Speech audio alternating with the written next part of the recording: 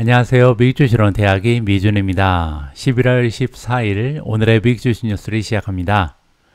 오늘도 변함없이 미국 주식 투자의 정석을 지키고 있는 미준에 오신 것을 환영합니다. 2023년 11월은 정말 빨리 지나가는 것 같습니다. 제가 바로 얼마 전에 올해 들어서 8월달, 9월달, 10월달 3개월 동안 미국 증시의 추세가 좋지 않았지만 역사적인 통계를 봤을 때 11월은 가장 강력한 퍼포먼스를 보이는 달이다. 그래서 우리 모두 11월 시작하면서 기대를 걸어볼 만하다. 이런 메시지를 여러분들과 공유한 적이 있었는데요. 벌써 2주가 지나갔습니다. 그리고 실제로 11월 달 들어서 미국 증시는 정말 힘에 넘치는 모습을 보여주고 있는데요. S&P 500 지수를 보시면 어느덧 4,411을 찍으면서 지금 현재 주가는요 11월 달 들어서 무려 5.19% 상승하는 추세를 만들어냈습니다. 나스닥도 만만치 않은데요. 보시면은 11월 들어서 지금까지 나스닥은 무려 7.132% 올라갔습니다. 따라서 정말로 역사는 반복된다. 11월은 정말 미국 증시가 가장 힘에 넘치는 달이다. 다시 한번 2023년에 확인이 되고 있는 상황입니다. 자, 이번에 미국 증시의 상승 추세가 장기적으로 이어지기를 바람하면서 2023년 11월 14일 오늘의 미국 주식 뉴스 바로 시작합니다. 오늘은 제가 간만에 온라인 미팅이 있는 날입니다. 그래서 오늘 방송은요 조금은 짧게 그리고 스피디하게 진행을 해보도록 하겠습니다. 어제 미국 증시의 시황부터 정리하겠습니다. 3대 지수가 각각 다른 행보를 보였는데요. 다우존스는 추가적으로 상승했습니다. 플러스 0.16% 마감됐고요. S&P 500은 마이너스 0.08 거의 횡보 수준이죠. 자, 그리고 나스닥은 0.2% 떨어지면서 가장 좋지 않은 모습을 만들어냈습니다. 비록 어제 나스닥은 0.22% 그리고 S&P 500도 0.08% 소폭으로 하락했지만 사실 예상했던 것보다는 추세가 좋은 겁니다. 왜냐하면 지난주 금요일 날요 무디즈라는 세계 3대 신용기관 중에 하나가 미국 정부의 신용 등급 전망을요 안정적에서 여기 보시는 네거티브 즉 부정적으로 변경했거든요. 물론 아직까지 신용 등급 자체는요 트리플 A, AAA가 그대로 부여되고 있습니다. 하지만 그럼에도 불구하고 향후 전망을 안정적에서 부정적으로 하향 조정했다는 것은 굉장히 좋지 않은 소식이거든요.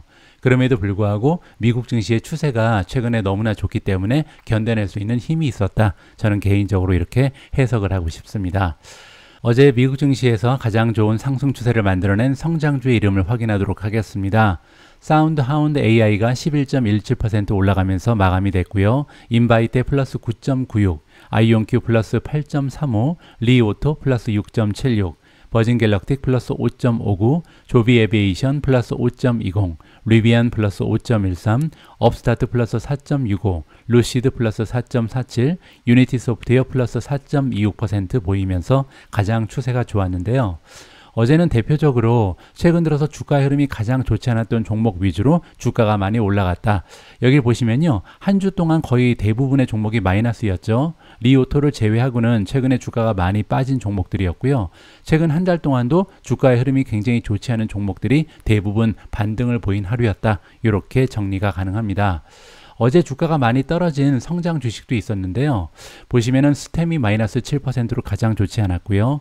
리벤트 코퍼레이션 마이너스 5.75%, 나비타스 마이너스 3.99, SMCI 마이너스 3.85, 넥스트라 에너지 마이너스 3.73, 추이 마이너스 2.76, 오픈도 마이너스 2.40, 엘버말 마이너스 2.39, 아사나 마이너스 2.29, 크리스퍼 마이너스 2.16%로 가장 하락폭이 컸던 주식입니다.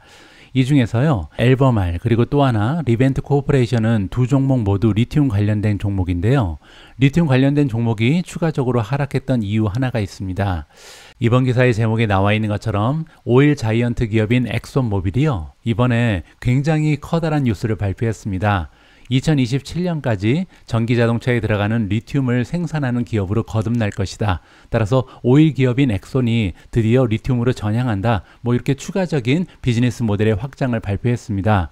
그리고 여기 가장 마지막에 보시면 2030년까지 무려 100만 대에 들어가는 리튬을 생산할 수 있을 것이다. 이러한 예측이 발표가 됐거든요.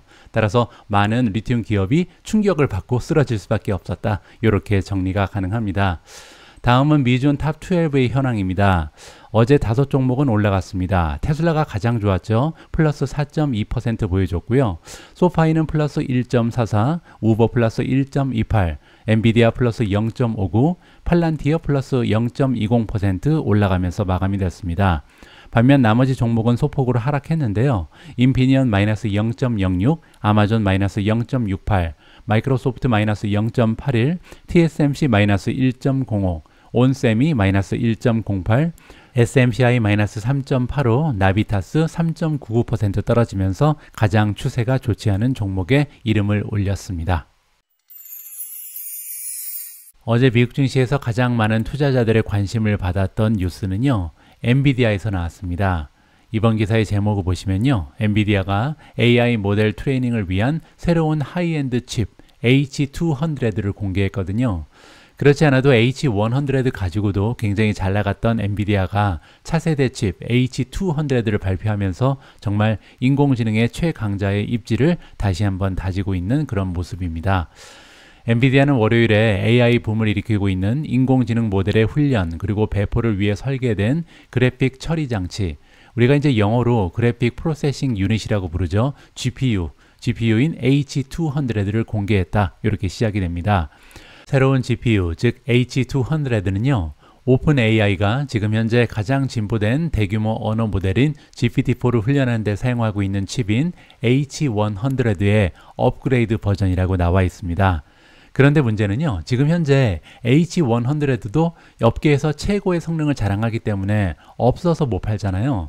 지금 현재 대기업, 스타트업, 정부기관 가리지 않고 이 칩, 즉 H100에 한정된 공급을 놓고 경쟁을 벌이고 있는 상황입니다. 그런데 이것도 없어서 못 팔고 있는데 한 단계 더 업그레이드된 버전이 벌써 나왔다. 이렇게 우리가 이해를 해볼 수가 있는 거죠. 레이먼드 제임스의 추정에 따르면요, H100의 칩의 가격은 25,000에서 한 4만 달러 정도의 판매가 되고 있다고 합니다. 따라서 이번에 출시된 H200는요, 이거보다 훨씬 더 비쌀 가능성이 높죠. 그런데 만약에 4만 달러만 받아도 엄청난 게요. 왜냐하면 하나의 커다란 인공지능 모델을 생성하기 위해서는 수천 개의 칩이 한꺼번에 작동해야 한다고 합니다. 그 얘기는요, 한 2,000개, 3,000개를 한꺼번에 구입할 가능성이 높다는 거죠. 그 얘기는 하나의 인공지능을 개발하는데 엔비디아가 만들어내고 있는 매출은요, 한 1억 달러 정도가 될 가능성이 높습니다. 1억 달러이면요, 한국 돈으로 1,300억 원입니다. 따라서 지금 현재 엔비디아가 얼마나 많은 돈을 긁어 모으고 있는지 여기서 우리가 좀 추정을 해볼 수가 있는 거죠. 엔비디아는 그렇기 때문에 AI GPU에 대한 기대감으로 주가가 2023년 현재까지 230%나 급등하고 있습니다. 엔비디아는 또한 회계년도 3분기, 이제 얼마 안 있어서 엔비디아의 어닝이 발표되는데요. 3분기 실적 예상에서 지금 1년 전보다 170%나 증가한 160억 달러의 매출을 예상하고 있는 상황입니다. 제 생각에는요, 170%를 넘어가는 엄청난 어닝을 발표할 가능성도 높다 예상을 해보고요. 자, 이번에 출시된 H200는 그러면 H100에 비해서 어떤 점이 달라졌는지 이 부분이 좀 궁금하죠. GPU가 텍스트 이미지 또는 예측을 생성하도록 학습된 이후에요, 대규모 모델을 사용해서 추론을 수행해야 되는데 이 추론을 수행하는 데 도움이 되는 엄청난 메모리가 탑재되어 있다고 합니다. 141GB의 차세대 HBM3 메모리가 포함되어 있다. HBM3 메모리는 올해 출시된 따끈따끈한 신상이죠. SK 하이닉스가 올해 들어서 대량 생산을 시작한 하이 밴드위스 메모리라고 보시면 될 것 같습니다. 엔비디아는요, H200가 H100에 비해서 거의 2배 정도 빠른 속도로 출력을 생성할 것이다. 이렇게 얘기했습니다. 그러니까 성능이 2배 정도 된다는 거죠. 그리고 이러한 성능은요, 메타 플랫폼즈가 개발한 라마2 라지 랭귀지 모델 인공지능이 있죠. 이러한 모델을 테스트해서 이미 증명이 된 사항이다. 이렇게 나와 있습니다. 자, 이번에 발표된 H200는 2024년 2분기에 출시가 될 것으로 예상되고 있는데요. 그렇게 되면 AMD의 GPU와 경쟁하게 될 것이다. 따라서 AMD는 지금 새로운 인공지능 칩 GPU를 발표하면서 이제 조금씩 따라가는 모습을 보였는데, 그거는 이제 H100보다 우리가 성능이 더 좋다 이렇게 발표한 적이 있거든요. 그런데 이번에 H200가 소개가 되면서 어떻게 보면 굉장히 곤란한 상황에 직면한 것이 아닌가, 한 단계 더 좀 물러나는 이런 모습을 AMD가 나타낼 가능성이 높겠습니다. 이번에 출시되는 H200는요, H100와 호환이 가능하다고 합니다. 따라서 이미 이전 모델로 훈련 중인 AI 기업은요, 새 버전을 사용하기 위해서 서버 시스템이나 소프트웨어를 변경할 필요가 없다. 그냥 간단히 그냥 H200로 업그레이드가 가능하다. 이렇게 보시면 됩니다. 자, 그렇지만 H200는 가장 빠른 엔비디아 AI 칩의 왕관을 오랫동안 유지하지 못할 수 있다. 이 얘기는요, 부정적인 얘기는 아닙니다. 왜냐면요, 새로운 칩이 계속해서 개발될 것이다. 이렇게 얘기를 하는 거죠. 자, 여기 밑에 나와 있는데요. 새로운 반도체는 약 2년마다 제조업체가요, 메모리를 추가한다거나 기타 작은 최적화, 그리고 좀 더 성능이 높은 이러한 향상을 가져오기 위해서 다른 아키텍처로 전환한다고 합니다. 따라서 하나의 아키텍처로 2년 이상 발전이 어렵다. 이렇게 얘기하는 거죠. 자, 여기 나와 있는 것처럼 H100 그리고 H200는요, 엔비디아가 구성해 놓은 호퍼 아키텍처를 기반으로 한다고 합니다. 따라서 이제 호퍼 아키텍처의 시대는 절정을 이루고 있다. 따라서 이제 차세대 아키텍처가 나올 때가 됐다. 이렇게 얘기하는 거죠. 자, 그런데 이미 엔비디아는 계획이 있습니다. 지난 10월 달에 엔비디아는요, GPU에 대한 높은 수요로 인해서 2년 주기의 아키텍처 출시 주기를 1년으로 전환할 것이다. 이렇게 투자자들한테 밝힌 적이 있습니다. 그 얘기는요, 이제 매년 새로운 아키텍처를 개발해서 성능을 극대화시키겠다. 이렇게 발표가 나온 거죠. 자, 그리고 이미 2024년에 곧 출시될 블랙웰 아키텍처가 있는데요. 이걸 기반으로 하는 B100 칩을 발표하고 출시할 것이라는 슬라이드를 보여준 적이 있다라고 합니다. 따라서 엔비디아는요, 정말 빠르게 진화를 하고 있습니다. 인공지능이 지금 너무나 빠르게 우리 삶에 도입이 되고 있기 때문에 거기에 들어가는 GPU가 계속해서 성능이 올라가야 되는 필요성이 있잖아요. 그리고 성능을 높일 때마다 계속해서 인기가 더 올라갈 가능성이 높습니다. 따라서 이번에 출시되는 H200도 그 전 버전인 H100와 마찬가지로 없어서 못 팔지 않을까 개인적으로 판단을 하고 있습니다. 다음으로 준비된 기사는 테슬라 관련된 소식이고요. 제가 지난주 방송에서 인도의 상무부 장관 고얄이 테슬라의 CEO 일론 머스크를 만나기 위해서 미국에 들어온다. 이러한 내용을 여러분들과 공유한 적이 있는데요. 거기에 대한 업데이트라고 보시면 될 것 같습니다. 미국 전기 자동차 제조업체인 테슬라가 인도에서 수입하는 부품의 수를 2배로 늘릴 것이다. 이러한 계획을 가지고 있다고 인도의 무역부 장관인 피유시 고얄이 화요일 날 소셜미디어 X를 통해서 밝혔습니다. 자, 정확하게 어떻게 얘기했냐면요. 테슬라 전기차 공급망에서 인도의 자동차 부품 공급업체가 점점 더 중요해지는 것을 보게 돼서 자랑스럽다. 이렇게 이야기했고요. 테슬라는 인도에서 부품 수입을 2배로 늘릴 계획입니다. 라고 포스팅을 했습니다. 고얄 장관은요, 지금 현재 캘리포니아 프리몬트에 있는 테슬라의 기가팩토리를 방문한 이후에 X를 통해서 이러한 내용을 발표했다. 이렇게 이해가 가능합니다. 자, 하지만 그는 공장을 방문하는 동안 테슬라의 최고 책임자 일론 머스크를 만날 수 없었다라고 덧붙였는데요. 혹시 장관님 삐진 거 아닌지 좀 걱정이 되긴 하고요. 일정이 좀 남아 있겠죠. 그는 9월 달에 테슬라가 작년에 10억 달러의 부품을 구입한 데 이어서 올해는 인도에서 17억에서 19억 달러 상당의 부품을 조달하는 것을 목표로 하고 있다. 구체적인 수치를 제시했고요.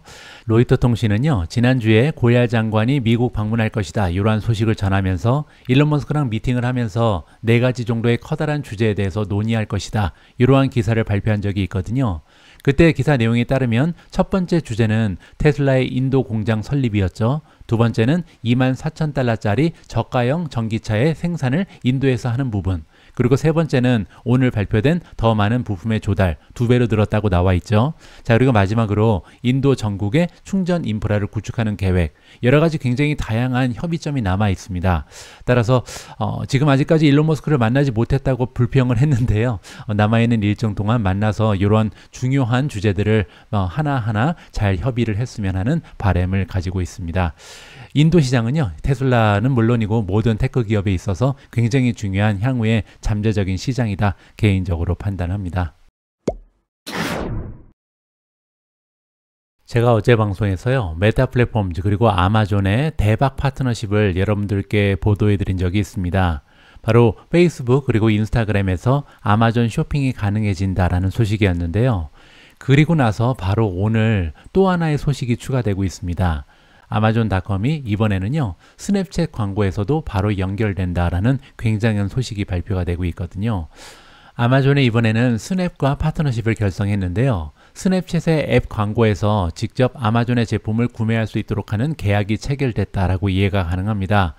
페이스북 소유주인 메타 플랫폼즈와 유사한 파트너십을 체결한 지 일주일도 되지 않아서 월요일 날 이런 내용이 보도가 됐고요. 메타와 마찬가지로 아직까지는 미국 고객에 한정되는 그런 서비스라고 보시면 되고요. 스냅챗 광고 거래는 사용자가 소셜미디어 앱을 떠나지 않고도, 따라서 스냅챗 안에 머무르면서 그대로 아마존닷컴과 연결이 된다는 거죠. 따라서 제품을 구매할 수 있고 또 결제도 바로 가능하다, 이렇게 이해하시면 될 것 같습니다. 또한 실시간 가격이라든지 프라임 자격, 배송 견적도 보여줄 수 있다라고 정보에 나와 있고요. 제가 볼 때는요, 이렇게 어저께 전해드렸던 페이스북과의 파트너십, 그리고 오늘 전해드리는 스냅과의 파트너십은요, 굉장히 커다란 의미가 있다라고 생각을 합니다. 아마존은요, 여러분들 잘 알고 계신 것처럼 프라임이라는 하나의 생태계를 지금까지 구성해 왔습니다. 그리고 이 생태계는요, 크기도 굉장하지만 굉장히 단단한 경제적 해자를 이미 구축해 놨거든요. 그런데 최근 들어서 아마존이 보여주는 모습은 뭐냐면요, 경제적 해자를 뚫고 나가서 확장하겠다, 이러한 야망을 우리한테 보여주고 있는 것 같습니다. 어제 그리고 오늘 뉴스를 통해서 우리가 살펴볼 수 있는 것처럼 이제는 대표적인 소셜미디어 기업과 손을 잡고 이제 소셜미디어에서 바로 아마존의 상인들이 광고를 하고, 광고비는 자기들이 내는 거죠. 아마존하고는 아무런 관계가 없잖아요. 따라서 상인들이 광고를 하는데 바로 컨버전이 가능하도록, 쇼핑으로 이어질 수 있도록 아마존닷컴과 연결된다. 굉장한 파트너십이 결성되고 있는 거고요. 그리고 최근에 또 한 가지 우리가 주목해야 되는 부분은 뭐냐면 아마존의 배송 서비스입니다. 아마존은요, 2020년 그리고 2021년 2년에 걸쳐서 엄청나게 배송 인프라를 확장했습니다. 엄청난 비용을 쏟아 부었거든요. 그리고 나서 이제는 제대로 구축된 이러한 인프라를 이용을 해서 배송 서비스 전문 기업이 되겠다. 따라서 우리는 물류 서비스도 이제 하나의 독자적인 비즈니스 모델이다, 이렇게 발표를 했거든요. 그 얘기는 아마존닷컴에서 물건을 사지 않아도, 따라서 다양한 웹사이트에 가서 우리가 소비자 입장에서 물건을 사도요, 이 배송 서비스는 아마존이 할 수 있다, 이렇게 이해하시면 될 것 같습니다.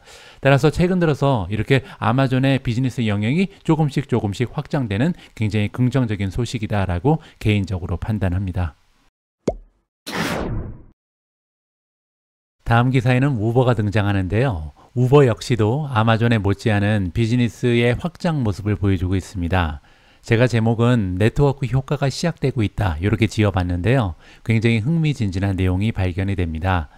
우버는 기존의 비즈니스 모델인 차량 호출 서비스 그리고 배달을 넘어서 확장하려는 노력의 일환으로 앱 사용자가 이제는 다양한 가사 작업을 완료하기 위해 사람을 고용할 수 있는 테스트 래빗의 유사한 서비스를 미니 파일럿 프로그램을 시작한다, 이렇게 기사에서 알려주고 있습니다. 아직까지는 이제 시범 운용이라는 거죠. 이 프로그램의 초기 테스트 기간 동안 우버의 앱 운전자 그리고 배달 기사들은요, 가구를 조립한다든지 청소, 세탁, 잔디 깎기 등 소규모의 가정 프로젝트를 도와줄 수 있다라고 월요일 날 우버가 발표를 했습니다. 이번에 런칭되는 새로운 프로젝트의 이름은 우버 태스크고요. 우버 태스크라고 불리는 이 기능은 앞으로 몇 주 안에 플로리다주 포트 마이어와 엘버타주, 캐나다죠, 에드먼튼에서 출시될 예정에 있다라고 합니다. 예약 가능한 다른 집안일에는 제설 작업이라든지 포장, 홀리데이 장식, 크리스마스 장식을 얘기하는 거죠. 마당 청소, 정원 유지 등이 포함이 된다라고 나와 있고요. 우버에 따르면 운전자와 택배 기사는 작업을 예약하기 전에 예상 수입을 확인할 수 있다라고 합니다. 예를 들어서 잔디를 깎는다 그러면 1시간에 얼마를 받을 수 있다, 이렇게 가격이 나와 있고 억셉트를 하면 가서 일을 할 수 있다, 이렇게 이해하면 될 것 같습니다. 우버의 대변인이 얘기하기를 이 소규모 시범 서비스는요, 운전자 그리고 배달 기사들이 자신의 스케줄에 맞춰서 자신의 기술을 발휘하고 수익을 올릴 수 있는 새로운 방법이다 라고 얘기했습니다.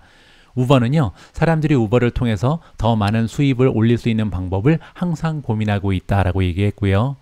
이 프로그램이 확대되게 되면요, 우버는 집안일을 지원하는 태스크 래빗이라는 웹사이트가 있는데요, 그리고 또 엔지라는 데도 있고요, 이들 업체랑 경쟁을 하게 될 것이다, 이렇게 이해가 가능합니다. 제가 볼 때는요, 오늘 발표된 이 기사 내용은 우버가 드디어 네트워크 효과를 발휘하고 있다, 그 얘기는요, 슈퍼 앱이 돼가고 있다, 이렇게 이해하면 좋을 것 같습니다.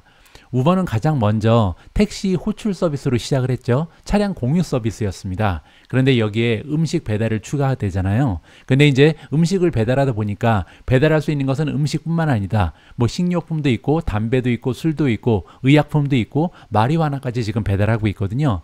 거기에다 최근 들어서는요, 슈퍼 앱이 되기 위해서 여러 가지 기능을 추가했습니다. 항공권이라든지 기차표 예매, 또 크루즈, 최근에는 이제 관광 상품도 많이 추가가 되고 있거든요. 그리고 이번에는 가사 도우미 서비스까지 추가가 되는 거죠. 따라서 나중에는요, 우버에 들어가면 정말 우리가 일상에 필요한 모든 서비스를 제공받을 수 있을 그런 시대가 다가온다. 이렇게 우리가 좀 기대를 해볼 수가 있는 거죠.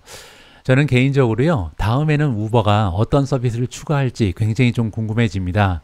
한 가지 바람이 있다면요, 여러분들 잘 아시는 파이버가 있잖아요. 한국에는 크몽이 있죠. 이런 식으로 프리랜서와 이 사용자를 연결해주는 이러한 기능을 좀 확산시키면 어떨까, 이러한 바람을 주주로서 한번 가져봅니다. 다음으로 준비된 기사는 TSMC 관련된 소식이고요. 여러분들 잘 알고 계신 것처럼 TSMC는 매달 그들의 실적을 보고해주는 굉장히 고마운 기업이죠. 10월 달에 매출이 나왔는데요, 전분기 대비해서 무려 34.8%가 증가했습니다. 따라서 반도체 섹터가 드디어 반등하는구나 라는 느낌을 받기에 충분한 굉장히 고무적인 숫자가 발표됐다, 이렇게 보시면 되고요. 핵심만 좀 짚어보도록 하겠습니다. TSMC의 10월 순이익은, 매출은 전월 대비해서 34.8% 증가한 2,432억 대만 달러를 기록했고요. 전년 동기 대비해서도 지금 매출이 15.7%나 증가했습니다. 뭐 15.7%가 엄청난 증가폭은 아니죠. 하지만 중요한 부분은 뭐냐면요, 지금 현재 1월부터 무게를 따지면 전년 대비 아직까지는 3.7% 매출이 떨어져 있는 기업이 바로 TSMC거든요. 따라서 그 얘기는요, 드디어 이제 바닥을 찍었다. 이번 분기는 15% 이상 작년보다 상승했기 때문에 드디어 이제 상승 추세를 기대해 볼 수 있겠다. 이렇게 우리가 긍정적으로 해석이 가능합니다.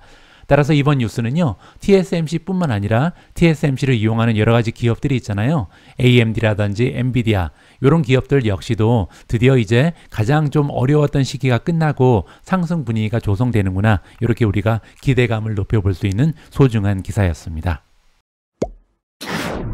제가 어제 방송에서 말씀드린 것처럼 이번 주에는요, 미국 기관들의 13F 파일 시즌이 시작됩니다. 그런데요, 아직 데드라인이 끝나지도 않았는데 13F 파일을 제출한 헤지펀드 하나가 있습니다. 바로 억만장자 세스클라만이 운영하고 있는 바우포스트인데요. 과연 바우포스트의 포트폴리오에는 어떠한 변화가 있는지 잠깐 확인을 하면 재미있을 것 같습니다. 억만장자 투자자 세스클라만이 운영하고 있는 바우포스트는요, 전분기에 다시 매수하면서 포트폴리오에 포함시켰던 기술 그리고 리테일 대기업인 아마존닷컴의 지분을요, 3분기에 다시 매각했습니다. 그리고 또한 이번에 추가 매수한 종목들이 있는데요, 철도 운영사인 유니온 퍼시픽, 그리고 이스라엘에 본사를 둔 타워 세미, 그리고 또 하나 인프라 및 엔지니어링 회사인 제이콥스 솔루션의 지분을 인수했다라고 나와 있습니다. 바우포스트는 월요일날 발표된 2023년 9월 30일로 마감된 3개월간의 최신 13F 파일 서류에서 이 정보를 공개했다라고 표시가 되어 있고요. 하지만 굉장히 재밌는 부분은 아마존입니다. 여기 나와 있는 것처럼 바우포스트의 펀드는요, 1분기에 보유하고 있었던 아마존 주식 99만 주를 처분한 적이 있습니다. 그런데 그리고 나서 3개월 이후에 다시 봤더니 2분기에 다시 매수했거든요. 근데 다시 3분기에 아마존 주식 96만 4천 주, 거의 대부분을 매각한 거죠. 따라서 아마존에 대한 전망이 계속해서 올라갔다 떨어졌다 올라갔다 떨어졌다 하는 것 같습니다. 마음을 결정을 못하고 있는 거죠. 하지만 지금 4분기 들어서 아마존 주식은요, 주가가 12% 이상 급등 추세를 보이고 있기 때문에 아직까지는 좋은 결정은 아니었다, 이렇게 우리가 정리를 해볼 수가 있겠죠. 자, 한 가지 더 주목할 만한 부분이 있는데요. 구글의 모기업인 알파벳 클래스 C 주식을요, 2분기에는 412만 주 가지고 있었는데 3분기에는 383만 주로 줄였습니다. 따라서 아마존, 구글에 대한 전망을 조금 안 좋게 본다. 그 얘기는 혹시 마이크로소프트를 좋게 보는 건가? 이렇게 좀 생각해 볼 수도 있고요. 자, 하지만 밑에 보시면요, 할인 소매 업체 달라제너럴이 나오는데, 달라제너럴의 지분을 2분기에는 24만 주였는데 3분기에는 92만 주로 늘렸습니다. 그 얘기는요, 달라제너럴은 1달러 샵이거든요. 따라서 달러샵의 주식을 늘렸다는 것은 경기가 침체될 것이다, 이렇게 예상하는구나 라고 조심스럽게 우리가 추측을 해볼 수가 있겠죠. 자, 세스클라만의 바우포스트 그룹은요, 다양한 자산군에 걸쳐서 300억 달러의 운영을 하고 있습니다. 그리고 미국 최대 헤지펀드 중에 하나다. 포브즈에 따르면요, 클라만의 실시간 순 자산은 무려 13억 달러라고 합니다. 따라서 미국에서 가장 커다란 자금을 운영하는 펀드의 움직임을 우리가 직접 확인할 기회가 있었다. 이렇게 평가가 가능합니다. 내일부터는요, 아마 좀 더 많은 기관들의 13F 파일을 여러분들과 함께 살펴볼 기회가 있을 거라고 생각을 합니다. 어제는요, 셀스 클라만 뿐만 아니라 구글 역시도 그들의 포트폴리오를 공개했습니다. 그런데요, 이번에 살펴본 구글의 포트폴리오 내용에 따르면 로빈후드 주식에 투자를 하고 있었는데 이번에 손절을 했다라고 기사에서 알려주고 있습니다. 또 어떤 주식을 계속해서 투자하고 있는지 한번 살펴보시죠. 최근 증권거래위원회 SEC죠. 제출된 자료에 따르면 구글의 모기업인 알파벳이 로빈후드 마켓의 지분을 매각했다라고 나와 있고요. 최근에 제출된 서류에 따르면 알파벳은 더 이상 로빈후드의 지분을 보유하지 않는 것으로 나타났습니다. 그런데 구글은요, 계속해서 로빈후드의 주식을 정리하고 있었습니다. 3개월 전 8월 달에 발표 내용을 보시면요, 로빈후드의 주식을 61만 2천 주를 가지고 있다고 발표를 했었는데요. 그 전에 3월 30일에는 무려 493만 주를 가지고 있었습니다. 따라서 400만 주가 넘는 500만 주 가까운 주식을 가지고 있다가 지난 분기를 보니까 거의 대부분 팔아버렸던 거죠. 그리고 남아있는 61만 2천 주 역시도 이번 분기에 보니까 완전히 다 팔아버리면서 이제는 투자를 포기했다. 따라서 로빈후드에 대한 이 미련을 버리기로 했다. 이렇게 우리가 이해를 해볼 수가 있는 거죠. 우리가 잘 알고 있는 것처럼 로빈후드는요, 2020년, 2021년 팬데믹 수혜주였습니다. 그런데 이러한 지출 열풍이 가라앉으면서 거래량이 급감했죠.